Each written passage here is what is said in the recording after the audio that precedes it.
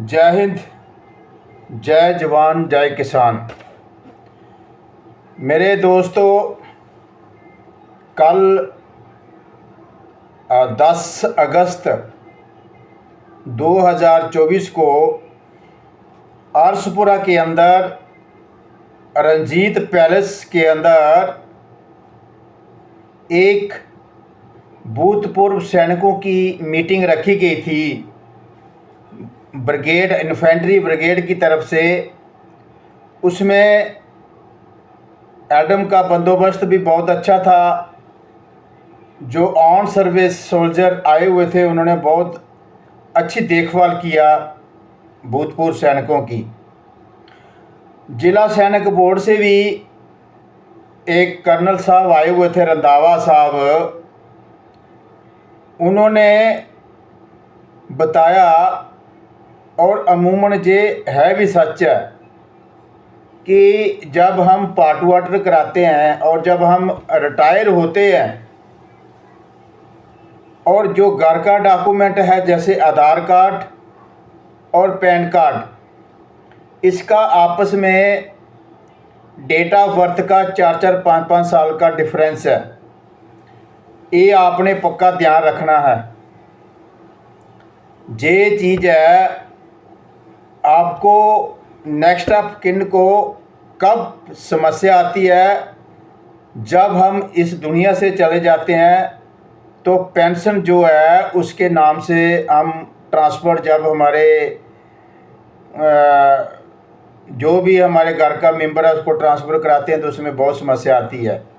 Date of birth का बिल्कुल एक दिन का भी डिफरेंस नहीं होना चाहिए।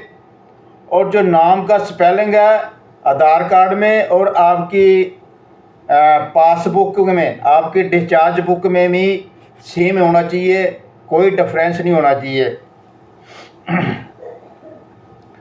मेरे दोस्तों, और बहुत सारे हमारे वेलफेयर की बातें, कंटीन से रिलेटेड किसी को कोई समस्या है उससे।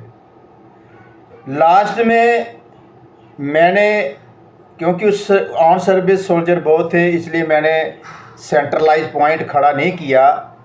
जब मीटिंग ख़त्म हुई तो मैं साइड में ले जाकर के कर्नल रंधावा साहब को बोला कि साहब, आप ये बताओ मुझे कि अग्निपथ स्कीम से आप सहमत हैं?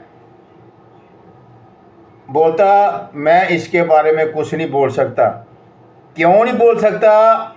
कि मैं डे 1 से आ रहा हूँ, डे 1 से बता रहा हूँ आप लोगों को। Agnipath scheme colonel and above जितने भी ऑफिसर हैं इन्होंने अपनी पॉकेट से निकाल के डिफेंस मिनिस्टर को दी, मिनिस्ट्री ऑफ डिफेंस को दी, तब ये अग्निपथ स्कीम लागू हुई।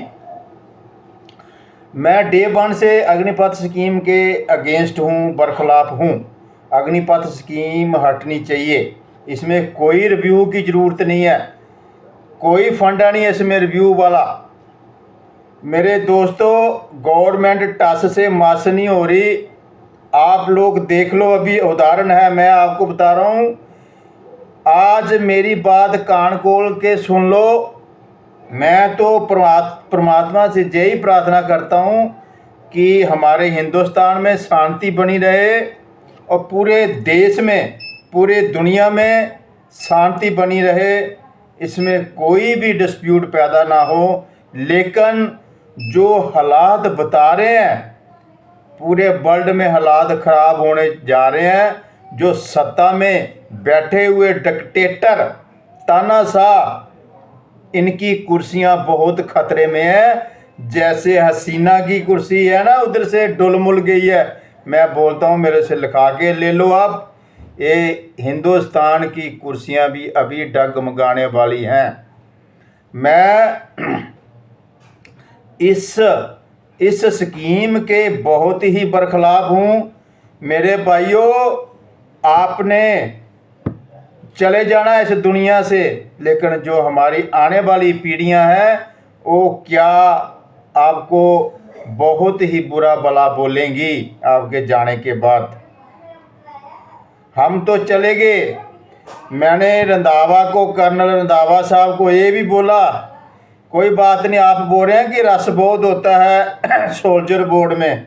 मैं बोला साहब अगर ऐसे ही रहा तो 5-7 साल का सिर्फ फ़र्क है, आपके पास रस ख़त्म हो जाएगा। क्यों? रिटायरमेंट आना ही बंद हो जाएंगे। 25% तो आप ले रहे हो तो ऑटोमेटिकली 75% फौज कम हो जाएगी।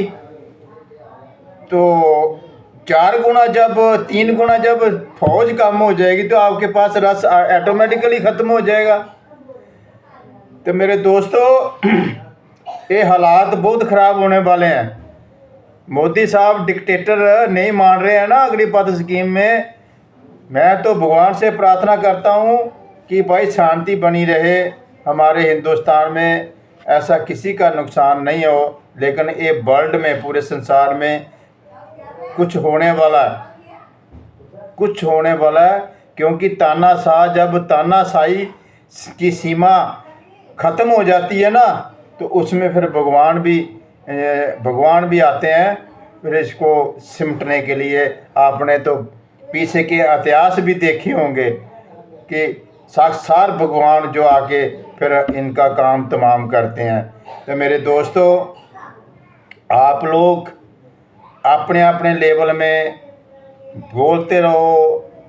कंसर्न जितने भी आपके नज़दीक MP, MLA और जो बीजेपी के सपोर्टर, उनको बोलो भाई अग्निपथ स्कीम समय रहते इसको रिमूव करवा लो।